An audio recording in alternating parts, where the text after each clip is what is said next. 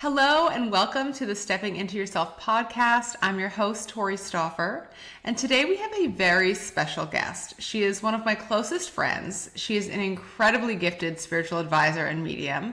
If you follow me on social media, I am sure you have heard me talk about her many, many times.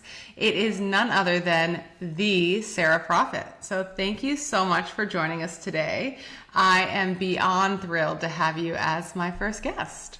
I'm so excited to be here. I would love for you to just start by sharing a little bit about who you are, what you do, and then we'll kind of get into it. Okay, well, my name is Sarah Proffitt, and I'm a spiritual advisor. And one of the main things that I really help women, specifically women that are entrepreneurs and own businesses, is I help them to understand how their spirituality can work within their life and how they can be able to kind of do more and to be more without burning out. And that's kind of like my goal is like, how can you take your spiritual practices from the meditation that you do on your own and how can you bring them into real life so you can help with, all sorts of things, like when the kids are screaming and you're like, I need help. And a little bit about me is I'm a mom and I'm about to be a mom a second time around. And so I'm very excited to be in this process and journey and kind of align with all of the other women that are also doing the same thing, running businesses and being moms. That's amazing. Thank you. So there's a lot of misconceptions in terms of people may have about mediums. So can you tell us a little bit more about what is a medium? How does it work? What are the different types? Things like that so that, we get a better idea. Yeah. So a medium is going to be someone who can access other worlds, if you will. That's like the best way to explain it. And we can get in contact with your ancestors or perhaps your spirit guides. And so there's different types of mediums. There's also mediums for pets. So you can get in contact with your animal that may have passed away, or even your animal that is present with you now.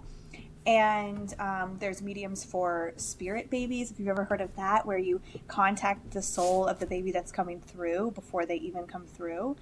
And then there's also psychics, right? And so psychics can sort of look into your own energy field or look into your future. And so there's many different ways that we can access the other side or something beyond the physical matter that we see here on Earth. So where do you fall into all of those? So the only thing I don't do is connection with pets, with animals. I would say not that I can't, it's just not my expertise, but I am a psychic and a medium, although I prefer to work with energy rather than people's ancestors. And the only reason why is they come through in sessions, but it's more of I want to teach you how to do that on your own, because it's so important for you to have access to the other side, specifically your ancestors or spirit guides, rather than having to come somewhere to have them translate what they're saying. So my job is really as a teacher rather than a resource of someone that comes for just like one-off sessions. Like I want to teach you how to do it on your own. So because I kind of have the ability to do a lot of it, I can teach you what your strengths are and how you can access. So we have different clairs.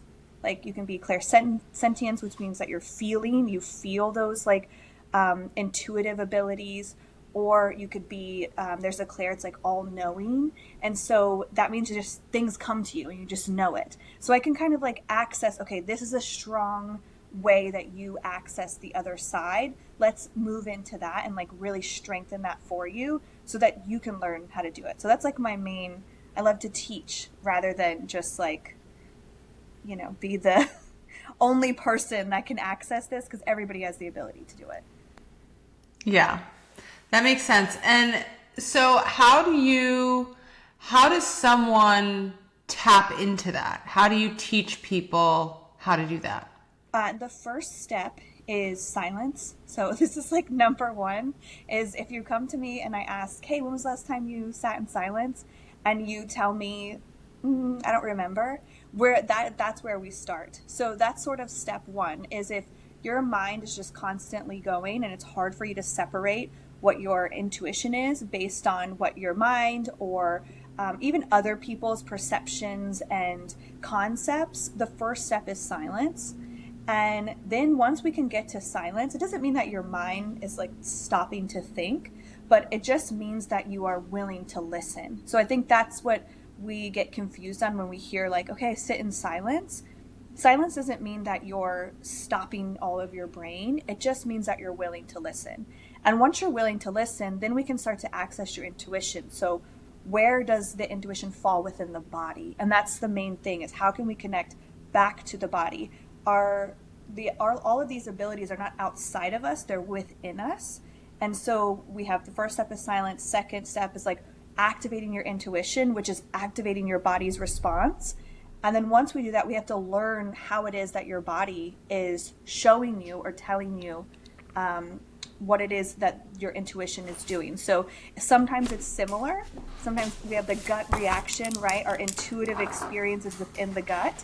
But sometimes I feel a shoulder pain, and that shoulder pain might represent a specific intuitive hit for you. So it's like understanding what the body is telling us based on the language that we know, and then also understanding your own language.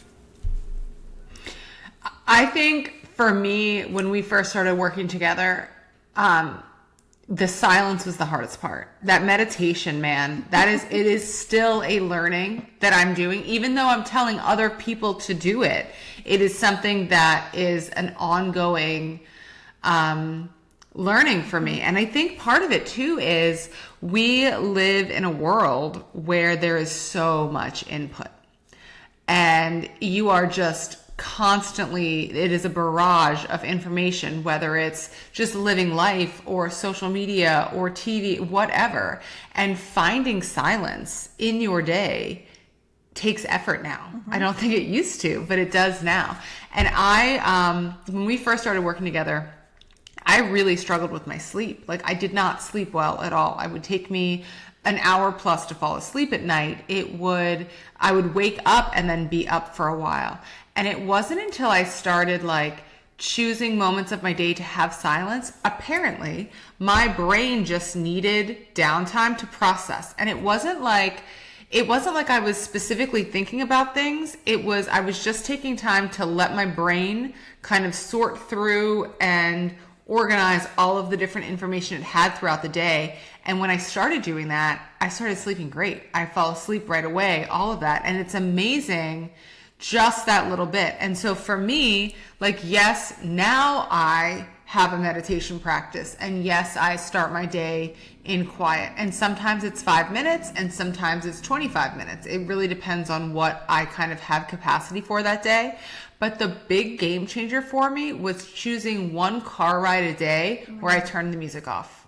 And I don't listen to a podcast. I don't listen to any music. I just let my brain sort things out. And like, that little moment is like so important to me now. Yeah.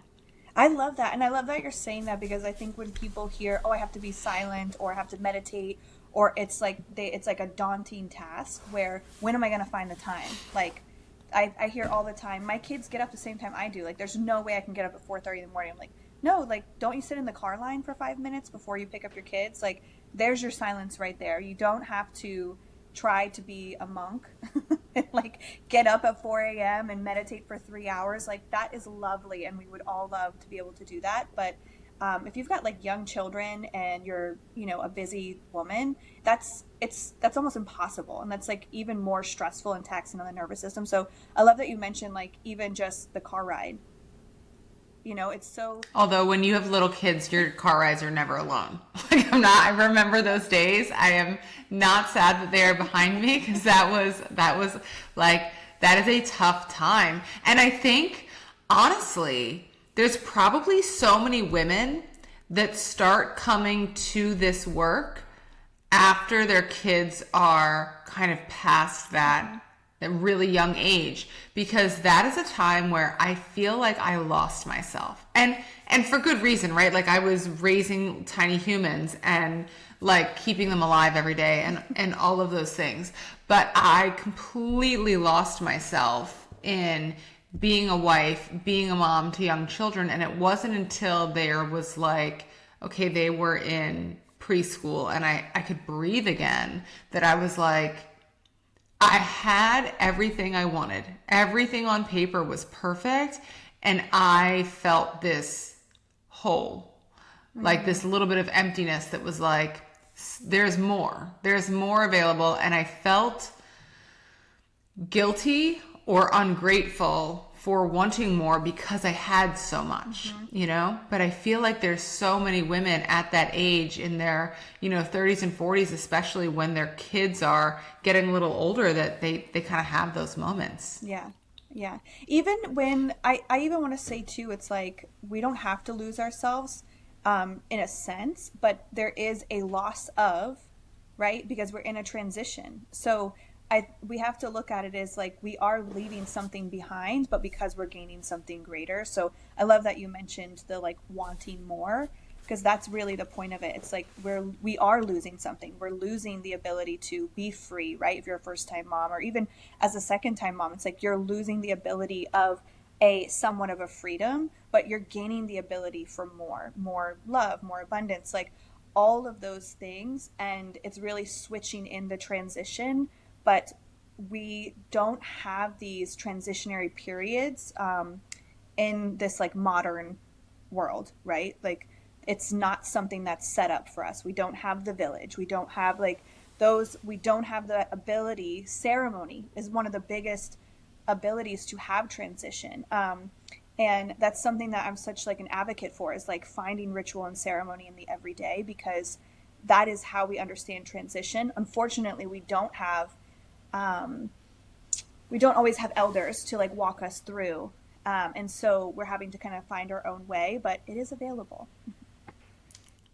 So I want to come back later to the to meditation, but you touched on something that is one of my very favorite things that you teach, which is magic in the mundane. And it is something that has really transformed my life, and I'm sure the life of many of the people that you work with. Can you touch on that a little bit and explain what that is? Yeah, finding magic in the mundane. It's really about finding ways to make your mundane task a ritual. Like if we really break it down, because that in ritual is how we create magic, right? Magic isn't something that just like comes upon us. Although like I think that's how it's sort of played out. We have to create it.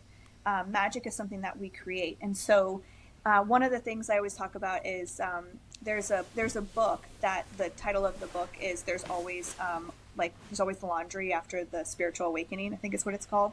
And so it's that like there's always dishes in the sink, there's always laundry, there's always these mundane tasks that we have to do, sweeping the porch, whatever it might be.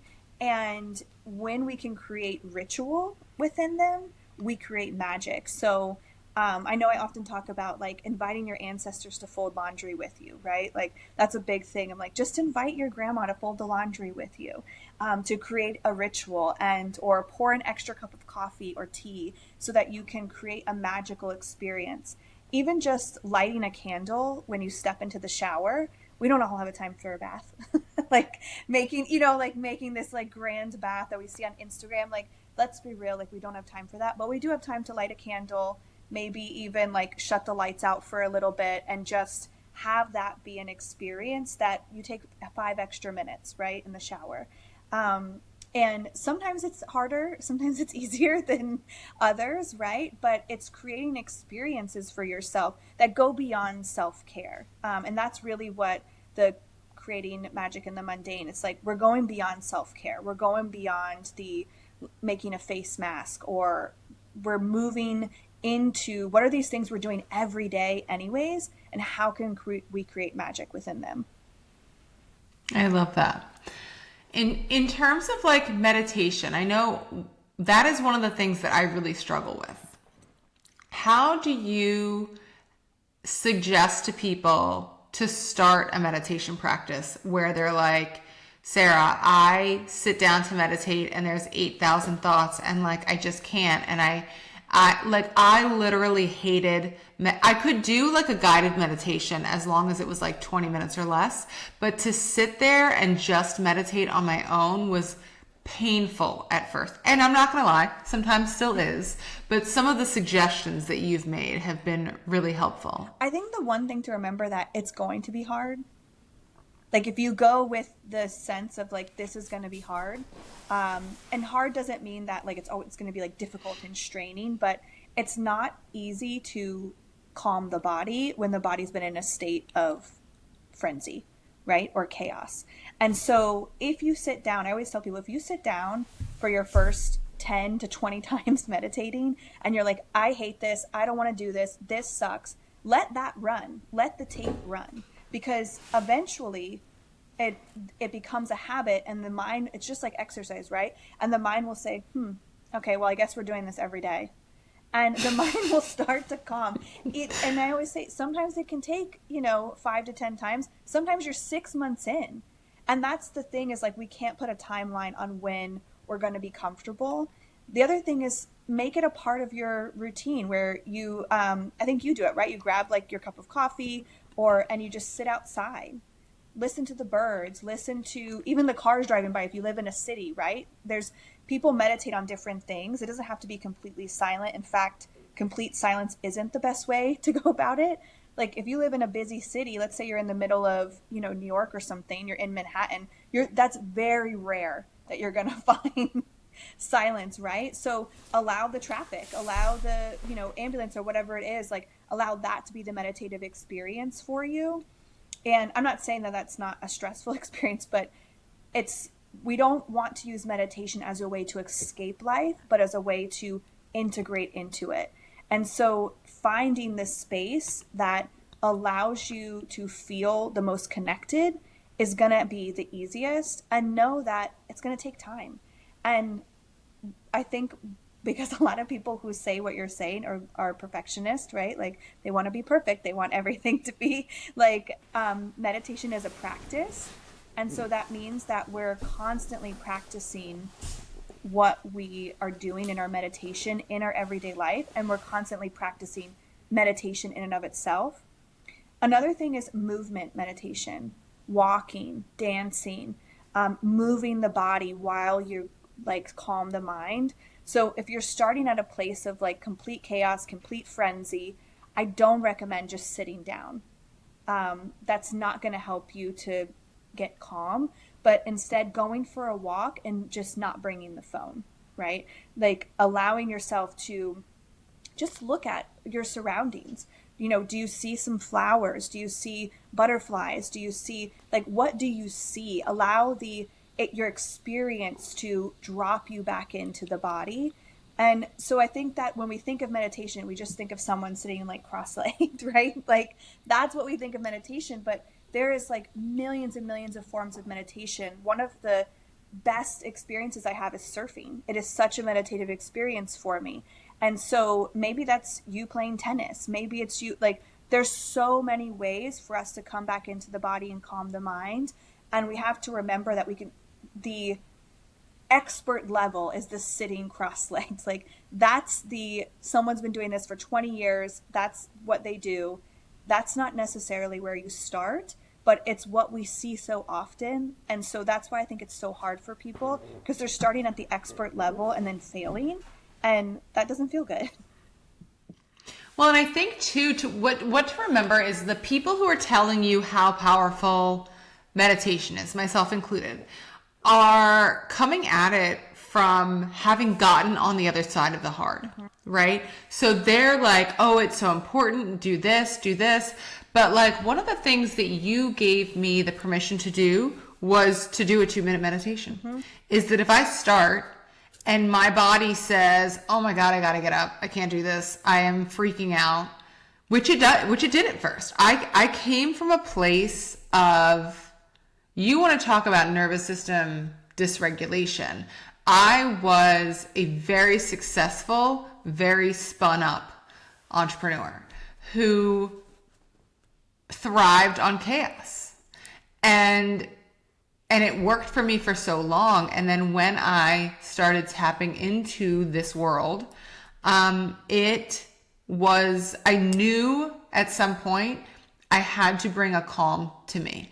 And if I'm looking at like my manifestation list, yes, freedom was part of it, but calm and peace were such a huge part of it. And when I looked at my life, I was like, I have zero calm and zero peace ever. And so I knew that meditation practice was going to be important. And I knew it was going to be something that's a learned thing. So many of us jump in thinking, I have to be good at it right away. But think of anything you've ever tried to get good at, you suck at it at first. And you have to give yourself permission to suck because you'll never continue.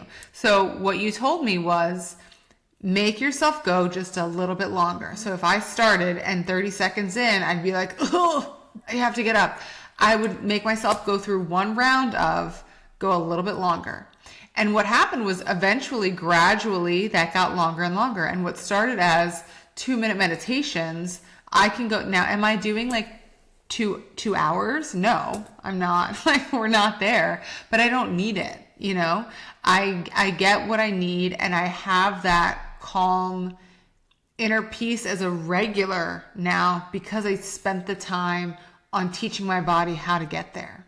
Mm-hmm. Yeah, exactly. You have to just start somewhere. And I think that's where people, they'll put on a 30-minute meditation and be like, I can't do it. And it's like, well, yeah, like you probably can't.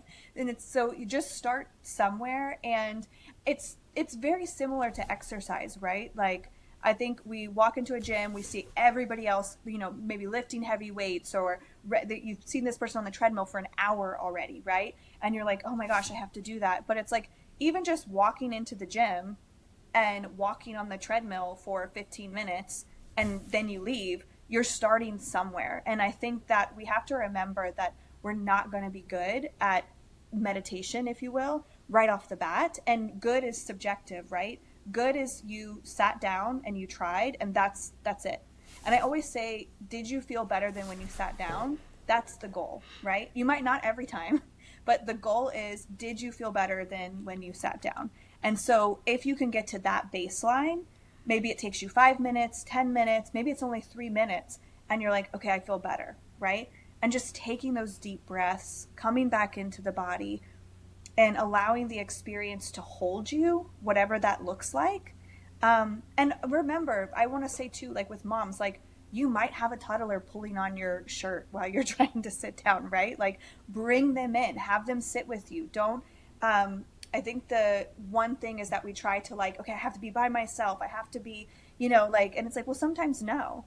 Maybe you're like feeding somebody or you're washing the dishes, right? And like, that's when the experience kind of takes over. Just allow it to come whenever you have the chance.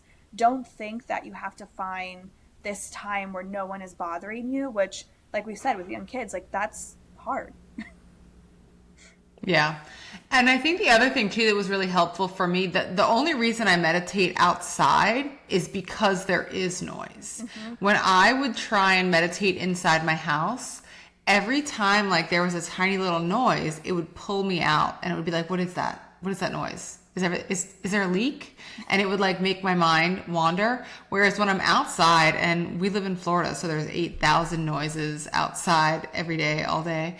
And it almost became like background music to just, there was a constant noise, so I don't have to wonder. And that was really helpful too. Yeah. So, okay. So jumping back to you and your gifts, when did you realize that you had gifts?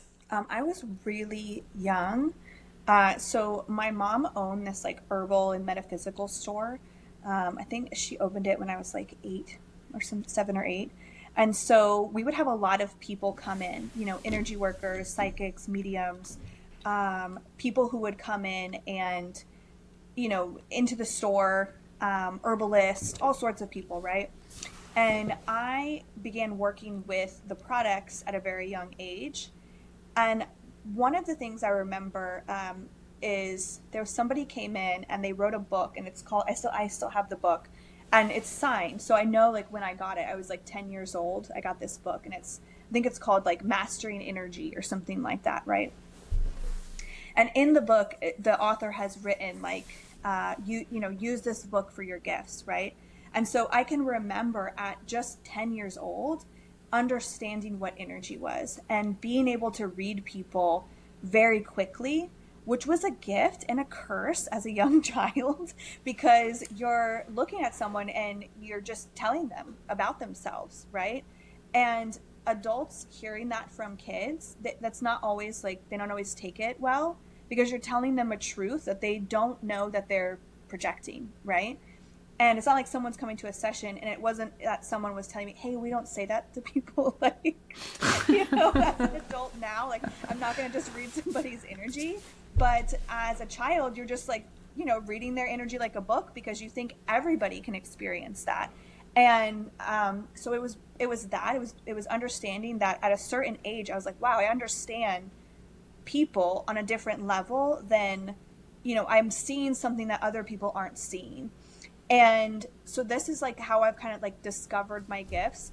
And then of course, I think that a lot of mediums have a very similar experience of having someone cross over and you're seeing the image of somebody who has passed away. And that happened to me. I think I was probably like 4 or 5.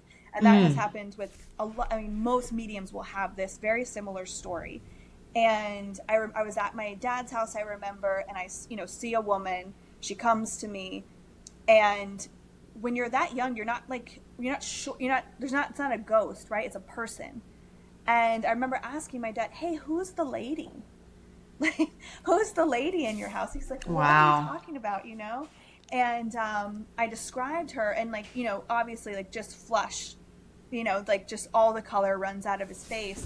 And, realizing like that was my great grandma that had passed away. Wow. And she's like I'm like describing her, right? And he's like, what are you talking about? And, it's understanding that as kids, we're closer to the veil, like they say. So children are a lot closer to the veil, meaning that they can see the other side a lot easier. They can see energies a lot easier because they haven't been taught that not to do it. And so those were kind of the experiences that made me understand I had some gifts. And I think everybody has the gifts, but we all don't know how to access them. Do you think that because you had people in your life who were open to that when you were young, that it kind of allowed you to foster that your whole life more so than a lot of the rest of us? Yeah, I think so. But there was a point, because like I was mentioning before, we don't have the village, we don't have elders per se. And so while I had like people, I didn't have somebody that was like my mentor, let's say, at a young age. And so that there was a hindrance. And I do think a lot of psychics also have this same story of using either drugs or alcohol to silence everything, because that's a lot easier than experience the world at such a heightened sense without somebody mentoring you. And so that was my experience, by like 15, 16, I was drinking, and basically numbing these gifts until it got to a point where I was like, there's something bubbling inside of me. And once you stop, that's the one thing with alcohol, right? It numbs you. Like, that's the point, right? And so when you stop drinking, these gifts can come through. But it's the same, I think a lot of psychics have that experience of not having a mentor and then wanting to experience those gifts. And so then once I came back into the gifts, they like came on fully. It's funny because I hear my kids sometimes say things and I'm always like, digging in because I've heard you say this before. This, but I gave up alcohol this year just to see what would happen. And I will say, like, I do think that my insane growth this year is in large part because I took that element out. Mm-hmm. At the end of the day, it was an easy glass of wine to unwind and all of that, but to then have to do it yourself or be present with all of the feelings and let them go through and let them It was an uncomfortable start to the year, but I'm so glad I did it, and I don't miss it at all because of all of the amazing things that have happened to me because of not losing it, but choosing not to.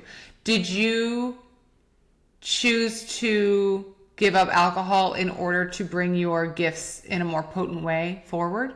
Yeah, at first there was, because I think I stopped drinking. I mean, it doesn't. I have had drinks since I stopped drinking. So, but I mean, very rarely. Maybe 2 glasses of wine a year. Like, it's very rare. But that was probably 7 years ago now. And one of the reasons is that there's such a numbing of the feelings, and those, when we talk about where do your gifts come in, your psychic gifts specifically, they're coming from within the body. And I think that's what we have to remember. So if we're numbing the feelings, we're numbing the body, it's very difficult to access your intuition. And it doesn't mean that you have to give up everything, but there is something to that feeling of numbing, right? So that is something that I realized, like, okay, I'm numbing my feelings because I don't feel good perhaps, but then I'm not allowing the good feelings to come in because just everything is kind of dull. So it's sort of when when you have like maybe blurry vision or something, right? And there's like a moment where just everything enlightens, everything becomes vibrant again. And so that's sort of what happened to me. It was wondering, like, why is everything so dull? And then you stop drinking, and you use other points to it, right? There's not just like the alcohol, right? There's now we have to work on the nervous system. Why were you choosing that? So it's like working on the nervous system, working on your intuition and your gifts. It's understanding that all of these things got dulled, and so now you have to sharpen them again. Do you think most of us have gifts, or do you think there's like a select few who are given them? No, I think everybody has gifts. Everybody has access to them. I think that some people have stronger senses than others. Just like someone has like a stronger sense in their like nose, right? Some people can like really smell things very well, or have really good hearing. And I think we all have the ability to access them. I don't think that everybody wants to access them. And so True. That is the biggest thing, is that when people say, oh, I'm not intuitive, or, that's just not my thing.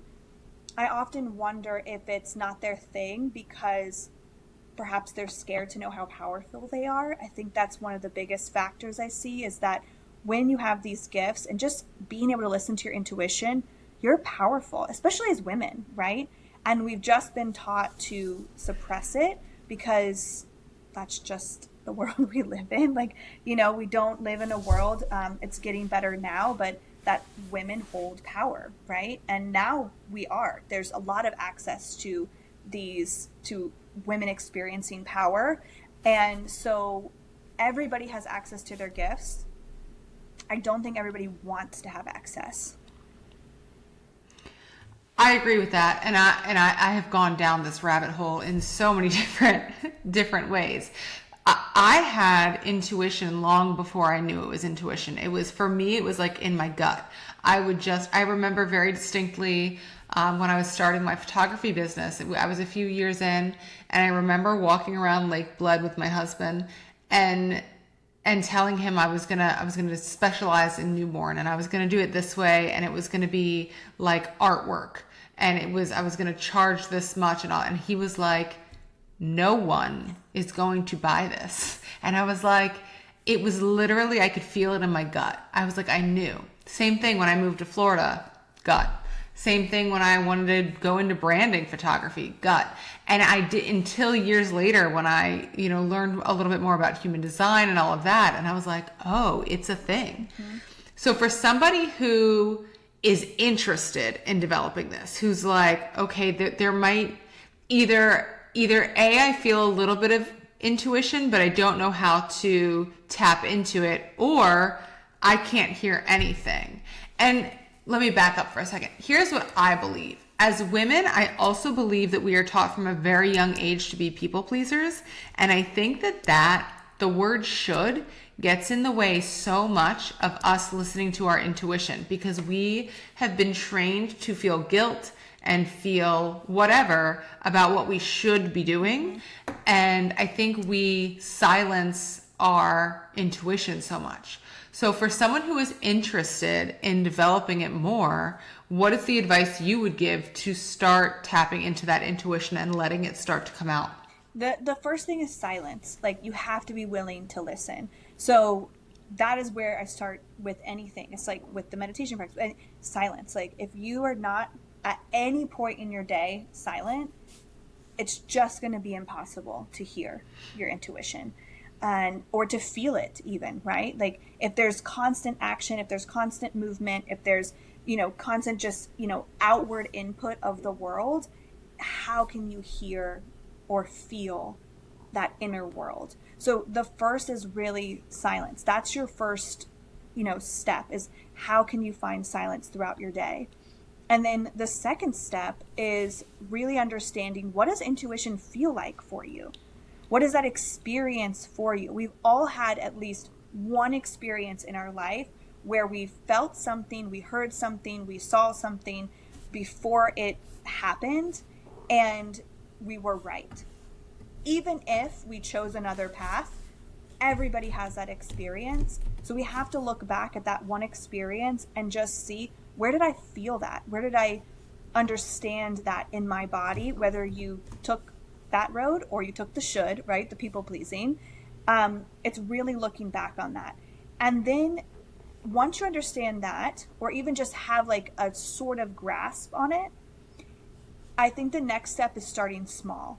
So don't say, like, I don't understand my intuition, and then you're like, now I'm going to move on to what's my next career move. That's a huge choice and intuitive experience, but perhaps it's just taking a different path home.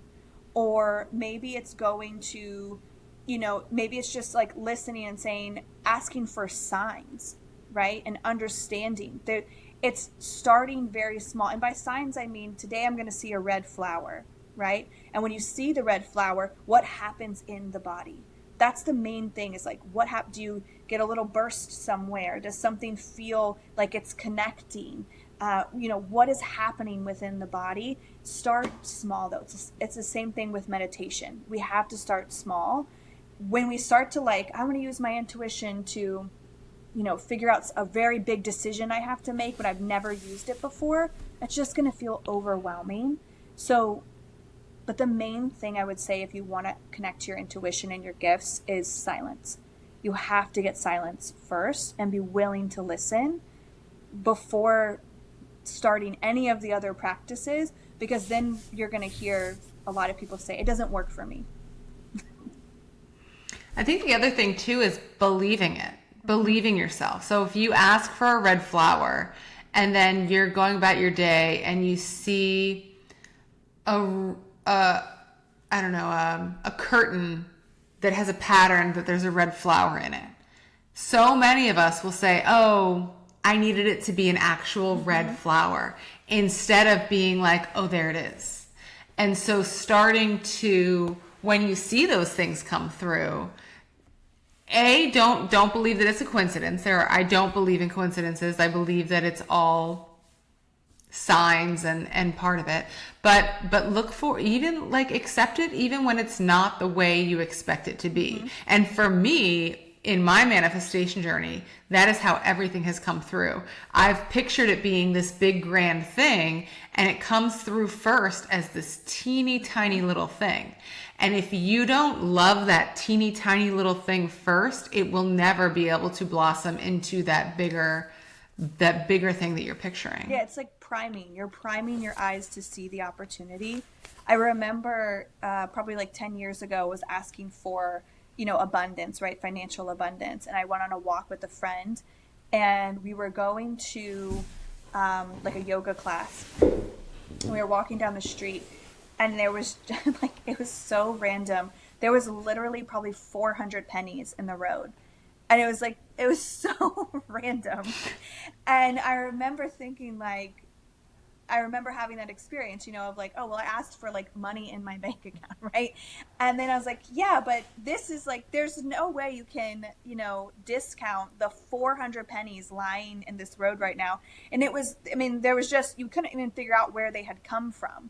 There wasn't like a trail, there wasn't a bag that they were in, like it was just this random pile of pennies. And so, but it was priming, it's like a priming you for an opportunity, like you said, to say, I'm really grateful this experience, and then allowing that experience to grow, because whatever we focus on, that is what grows.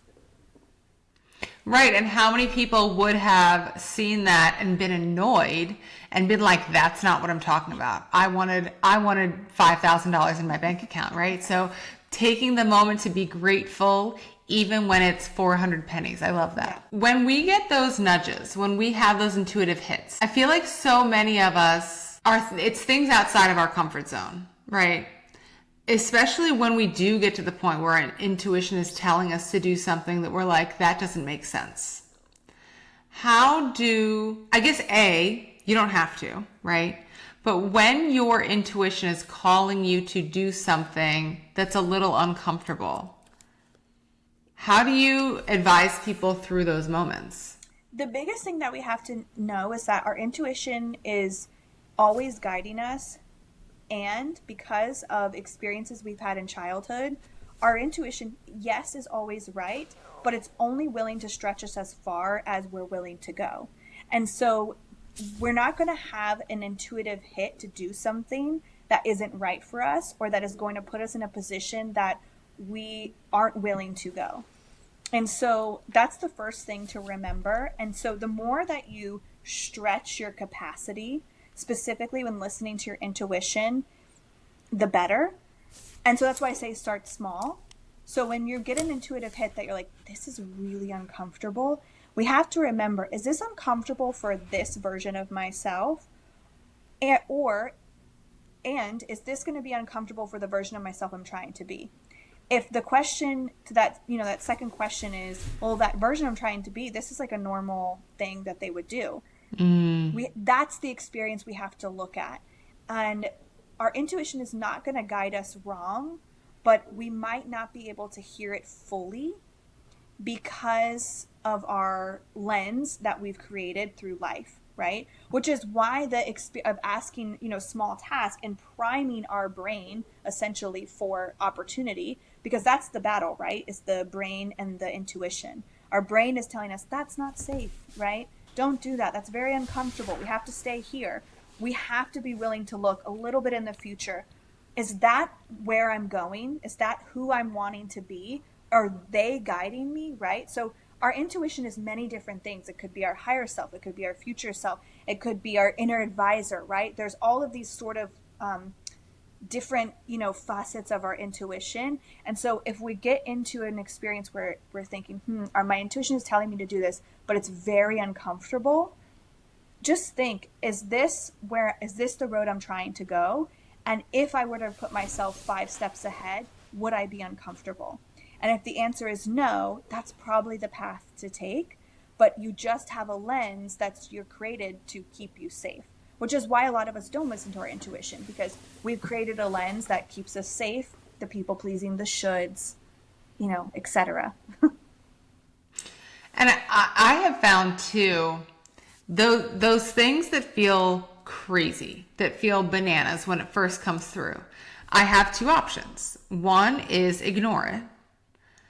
It will always come back, right? This podcast is a prime example. You and I spoke about this a year ago, and different things happened that made me slow roll it. If it's meant for you, it will continue to present itself as an opportunity.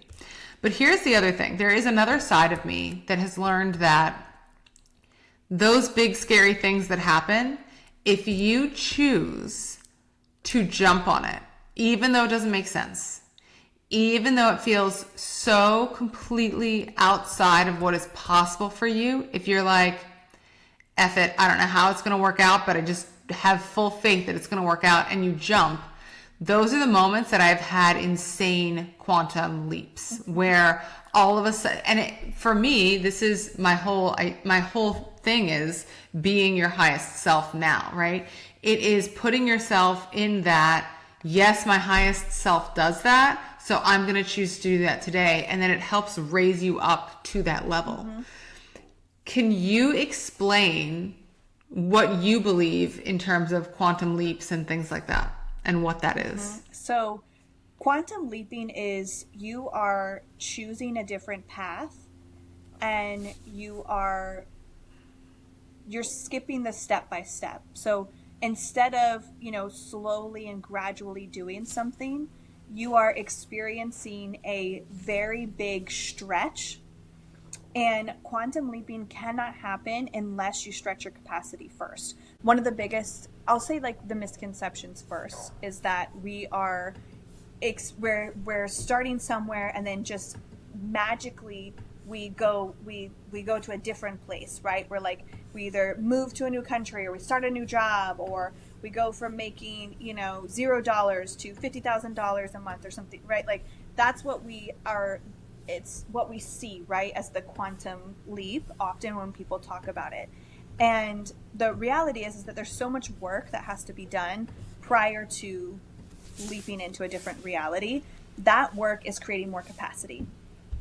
And I think when we say capacity, they're like, oh, okay, like, I have to be able to hold whatever it is that I want, right, to make that quantum leap.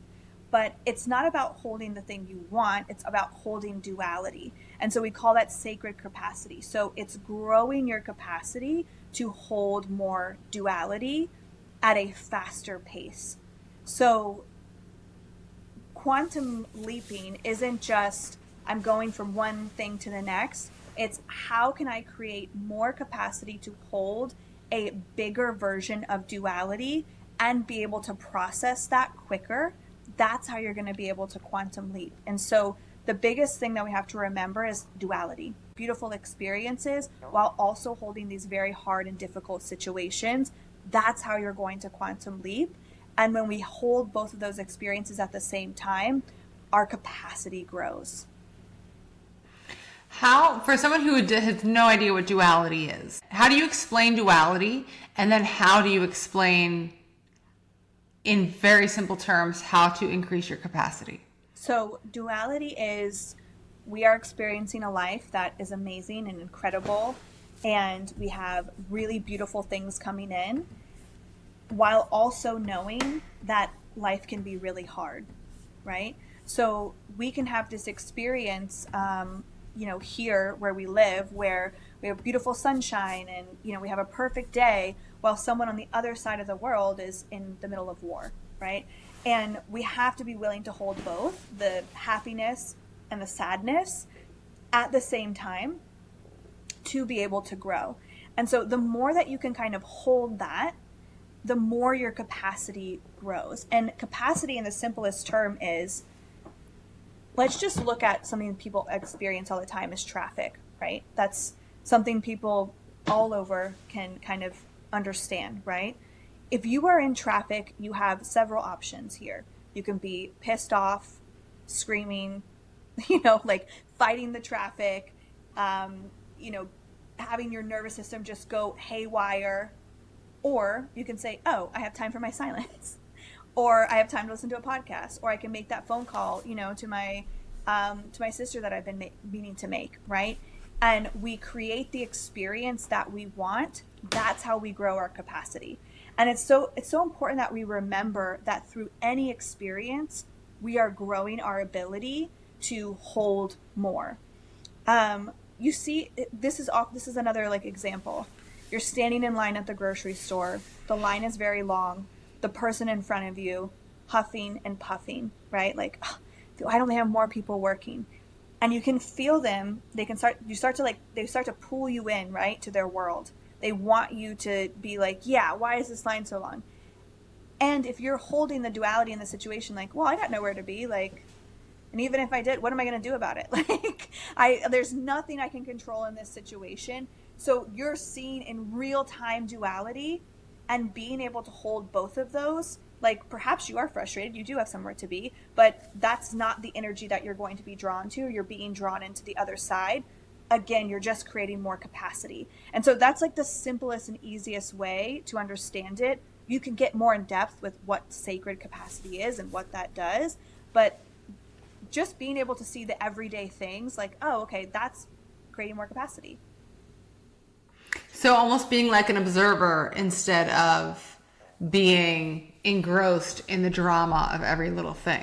Mm-hmm. Exactly.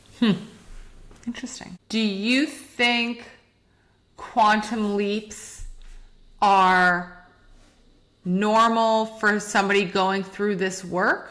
Or is a quantum leap like an overused term that people talk about? Or like, what is your interpretation? Like, I hear it a lot because I'm very engrossed in this world. Is it a normal thing, or is it like a few people get it a few times? It's a normal thing depending on, you have to look at what is quantum for you. What is massive growth in a short period of time for you? And it's going to look different for everybody, right? And it is normal, but the more that you are able to hold more, like more duality, the more times you're going to see the quantum leap. And it's sort of like when we see something once, again, we're priming ourselves to continue to see it in our own lives and in others. So you can start to see, oh, wow, I saw that person, a couple of months ago, and they were totally different than they are now. But we have to remember that everybody's quantum leap is different, and it looks different, right? So someone's quantum leap could be with money. Someone else could be with love. Someone else could be with fitness, right? We've all seen that person where you haven't seen them for a couple of months and you're like, oh, wow, like you've really become like the best version physically of yourself, right? And so we have to remember, like, quantum leaps are normal, I think, if you're in the right circles. So if you're in a circle where people aren't growing, then you're not going to see them. You're not going to experience them. And so that's sort of like what's normal in your circle, in the people that you surround yourself with. Is your circle just doing the same thing day in and day out, complaining, frustrated, don't like their job, hate their spouse, et cetera, right? If that's your circle, you yourself are not going to experience leaping or growth at a massive or rapid pace, and you're not going to see it in others. If you start to be with people who are wanting that type of experience, you're going to see that. That is so true. I will say my biggest growth happened when I started surrounding myself with people who were growth-minded people.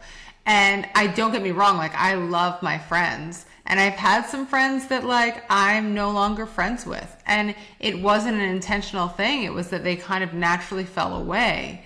But when I look back on those friendships, there was a lot of like me already exploring this side of me, and bringing it up to people and being shot down repeatedly and being told why it wasn't possible. And even like me reflecting some things in their own life of, hey, and they were just like not interested in anything. And it, the group that we have now and the people that I surround myself with now, I think we all have experienced so much growth in such a short amount of time because we are all there supporting and encouraging each other. I think that's so important, that if you are a person that is ready to, explode, like you're ready for that next level, and you are surrounded with people who are telling you no or telling you why it's not possible, like find a community, whether it's an online community, whether it's just, for me, honestly, it was our friend Sabrina and getting very into health and wellness, and just having somebody who was always like, yes, let's explore that. Yes, let's explore that. And we little by little kind of, formed this whole group. Mm-hmm.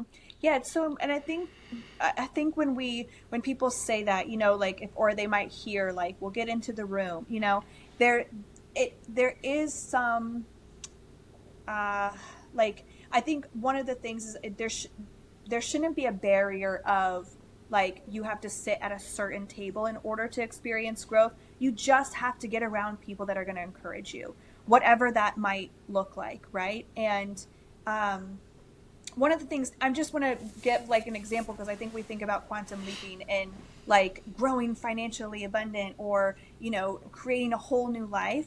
Even just for me being pregnant and telling people, yeah, I'm resting a lot more, and having people around me really encourage that and say, as you should, you should be resting. You should be, taking your time. You should be, really just kind of moving with the flow and not rushing.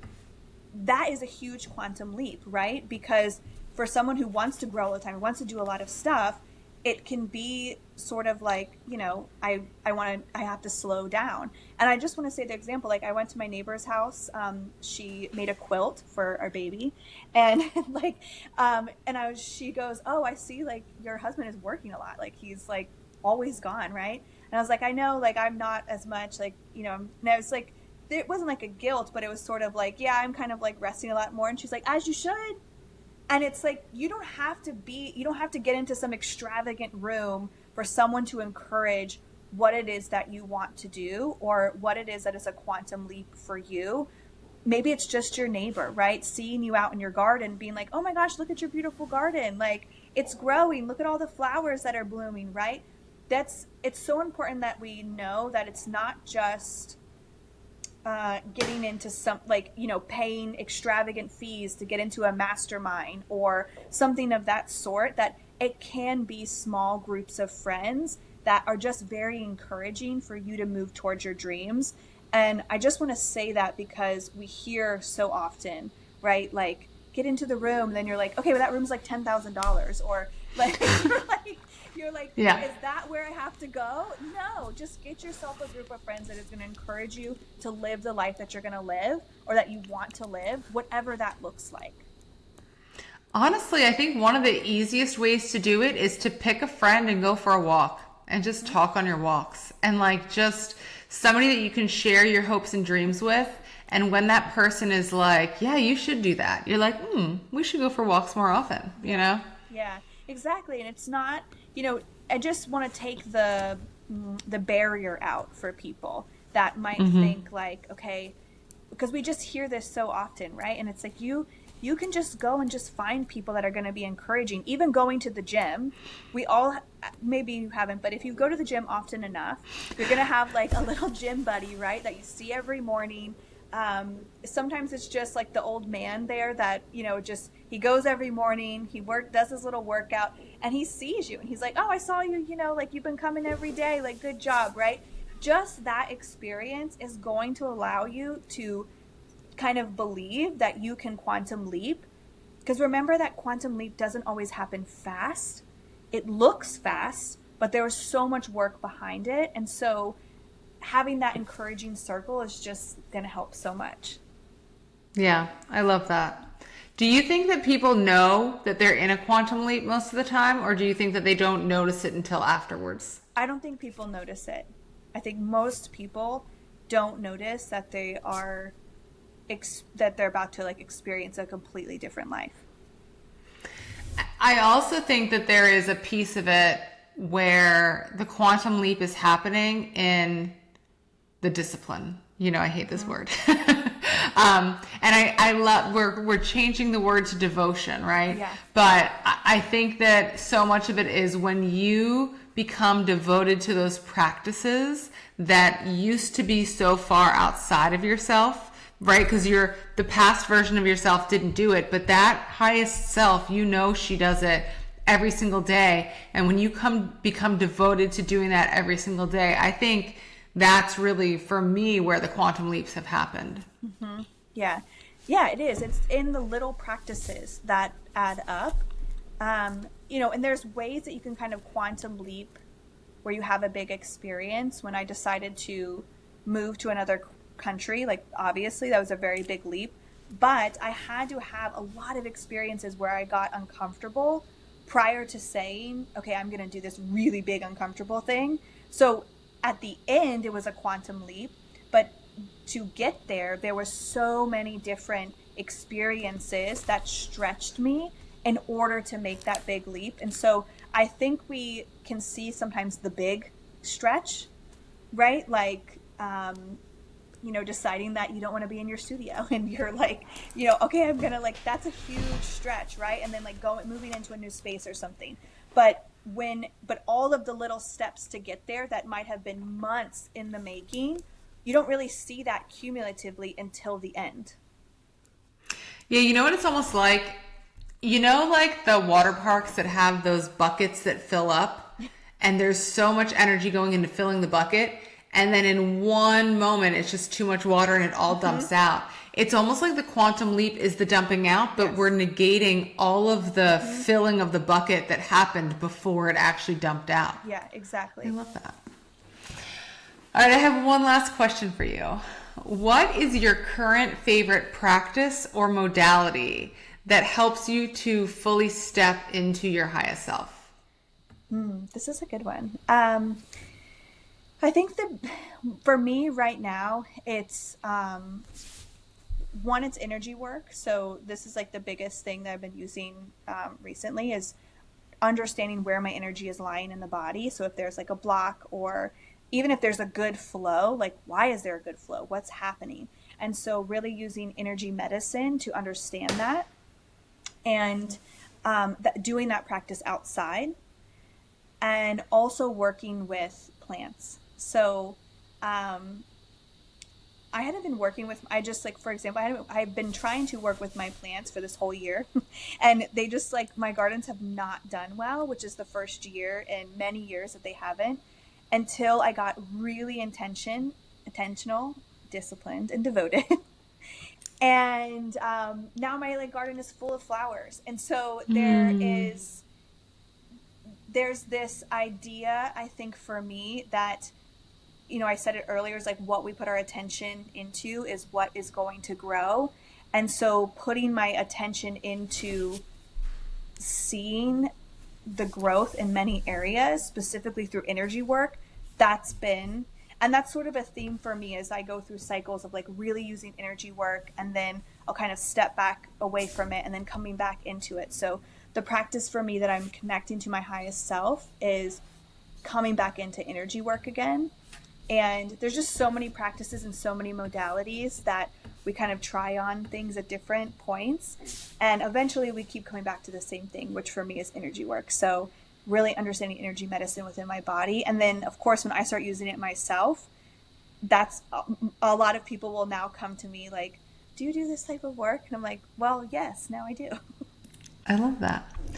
Well, thank you so much for being here today. It was so special having you on as my first guest. You are one of my biggest cheerleaders, and it was really, really special to have you here.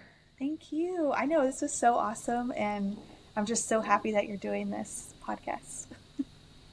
Thank you. Thank you. Well, if you check the show notes below, you will find how to contact Sarah, how to be in touch. Follow her on Instagram. She shares so much incredible value on there and just so many things to help reframe. So really encourage you to go in and start digging and get to know Sarah a little bit more.